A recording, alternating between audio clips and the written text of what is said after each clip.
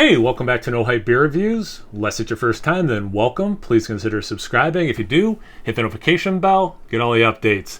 We're going to today's video. It's an unboxing video, clearly. It's also one of the tallest boxes I've had, so let me get that out of the way.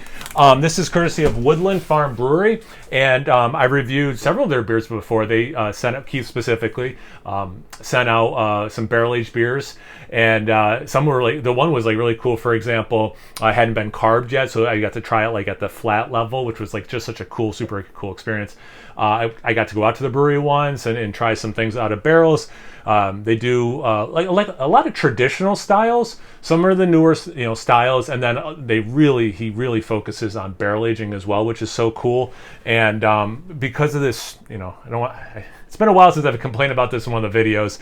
We are so close to finishing this back porch project we've been doing, where we're redoing it ourselves, that this summer I was so busy doing other projects than that, I didn't get a chance to go out there again. I really wanted to. They're out of the Utica, New York area, which isn't too far from where I live. And actually, when I was a little baby, I lived there even.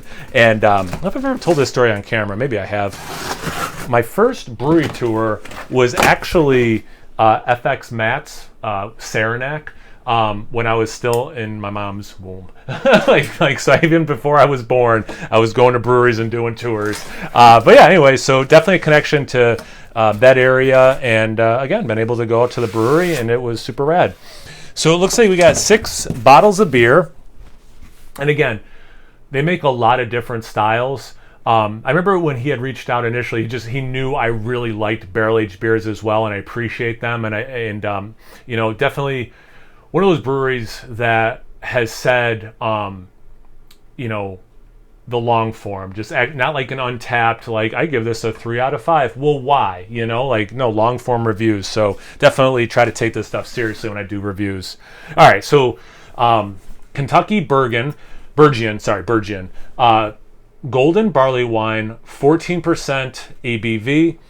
Our golden barley wine aged over 2 years in Heaven Hill bourbon barrels, or 1 barrel. Sweet nose of toffee and orange with flavors of golden raisins, deep caramel, tangerine, and vanilla. So I've had the base beer before, and maybe a couple different ways. And I'm a huge barley wine fan, and it's cool. It's a golden barley wine, and was definitely, that's how I knew to correct myself for the pronunciation, because I have had it before. Bourbon, rugged individualism, Imperial Oatmeal Stout, 11.5% ABV. I don't think I've had any version of this beer, or have I? No, I did have, I don't know if it was this one, but I did have, it might have been that flat one. I should have went back and looked. A better beer reviewer would have gone back and looked. That might have been the flat beer I was talking about that wasn't carved. Like on purpose, he sent that, like bottled that so people could try the beer that way. But anyway, an Imperial Oatmeal Stout aged 18 months in a house pick black button distilling bourbon barrel number 1598. Yeah, so that's I want to say they're in the Rochester area, that distillery. I've had a decent amount of their stuff, quite good. And it's always cool to have, New York State, made things. So yeah, definitely a fan of that. Actually, So I live in the capital region, and every year around Christmas time, they do like a Taste of New York kind of event at the New York State Museum. My wife and I have gone a few times, and so I've tried some of their stuff there. I've tried drinks made at bars with their stuff. I don't know if I've ever bought, I have bought their gin for sure. But anyway, different video. Ooh, cognac Bergian. So that golden barley wine, again, the same thing I was saying, 14%. This one is aged 30 months in cognac barrels. Wow. Definitely has some similar tasting notes, but not the same, so I'll read them. Golden raisin, toffee, slight almond, vanilla, candied orange, and a touch of leather. Drink now or age in a cold, dark space. Man, you say that because I want to drink this now, but I obviously don't dislike aging beer. Keith, I don't know what I'm going to do, man. All right, we're only halfway through. Got 3 more. So this is what I was talking about before. These barrel pulls. So cool. It's just, I don't know as a brewer if it, okay, side conversation real quick.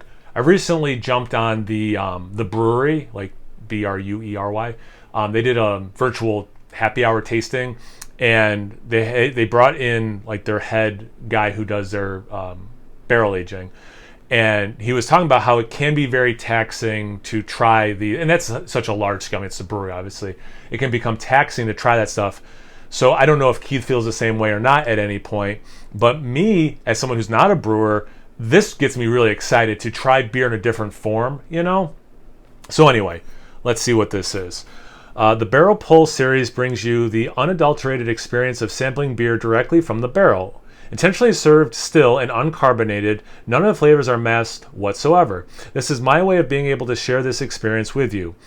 All right, so Barrel Pull 2 is an Imperial Oatmeal Stout, Voyager 3, aged in a new oak barrel from Adirondack Barrel Cooperage, which I believe is pretty close to the brewery, if I remember correctly. He was telling me about it when I was there. Burnt molasses, baker's chocolate, and a heavy roasted finish. Very cool. That's awesome. So maybe, batch 1 was a different oatmeal stout than what I was just saying. Or different stout. Ooh. Oh, yeah.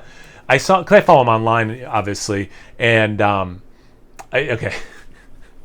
So the first thing that got me excited was Doppelbock. I love Doppelbocks. I don't drink a lot of them for no good reason.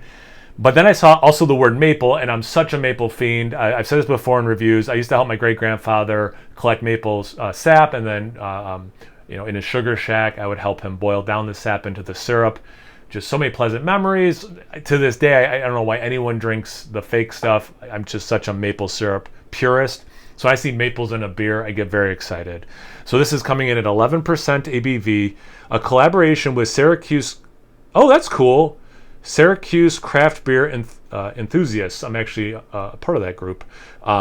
Aged 1 year in used maple bourbon barrels from Tibbetts Maple. That is so rad. I mean, I don't want to pick favorites of what I'm most excited to try, but that one, come on, like that sounds really awesome. All right, and number 6, the last one here.